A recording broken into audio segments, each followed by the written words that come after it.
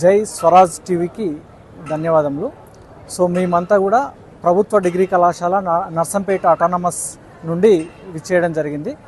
Principal గారు professor Mallam Naveen sir ఆధ్వర్యంలో మేమంతా కూడా మా టీం అంతా కూడా ఈ ఇందిరా మహిళా శక్తి ద్వారా ఏర్పాటు చేసినటువంటి స్టాల్స్ అన్నింటినీ కూడా మహిళలు, మన ప్రాంత మహిళలు ఏ విధంగా తమ స్వశక్తితో కొన్ని ఉత్పత్తులు చేసి మార్కెటింగ్ చేసి వాళ్ళు ఒక మంచి వ్యాపారవేత్తలుగా మారేటటువంటి దాన్ని మేము చూడడానికి వచ్చినాం. మా పిల్లలందరికీ కూడా ఈ విషయాలను తెలియజేస్తూ వాళ్ళు కూడా ఫ్యూచర్లో వివిధ రకాలైనటువంటి మనకు పనికొచ్చేటటువంటి ఉత్పత్తులు తయారు చేస్తూ ఒక వ్యాపారవేత్తలుగా, మహిళా వ్యాపారవేత్తలుగా సంపాదించేటటువంటి వ్యక్తులుగా మారాలని చెప్పి మన రాష్ట్రం అంతా కూడా మహిళా శక్తి అంతా కూడా సుభిక్షంగా ఉండాలని చెప్పి స్వయం సహాయక సంఘాల ద్వారా అభివృద్ధి చెందాలని చెప్పి కోరుకుంటూ, సో ఇది మంచి ఒక ప్రదర్శన, మంచి దానిగా మేము పరిగణిస్తున్నాం. సో ఇక్కడ మహిళలందరికీ కూడా స్ఫూర్తిదాయకంగా ఇది ఉంటుందని చెప్పి భావిస్తున్నాం.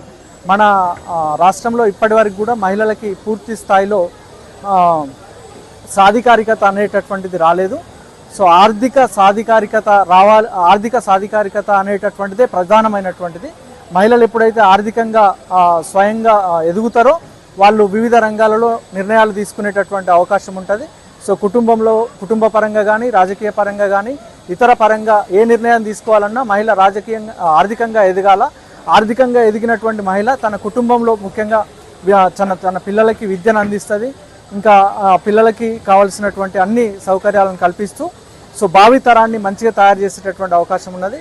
సో ఈ ప్రభుత్వము ఇట్లాంటి స్టాల్స్ని ఏర్పాటు చేయడము, వాళ్ళకు ఒక ప్రదర్శన, మళ్ళీ అమ్మకాలకి కూడా మంచి సౌకర్యవంతంగా ఏర్పాటు చేయడం అనేటటువంటిది అభినందనీయం అని చెప్పి తెలుపుకుంటూ, సో ఈ అవకాశం ఇచ్చినటువంటి మా ప్రిన్సిపల్ సార్ గారికి, స్వరాజ్ టీవీకి ప్రత్యేకమైనటువంటి ధన్యవాదాలు తెలియజేస్తున్నాం.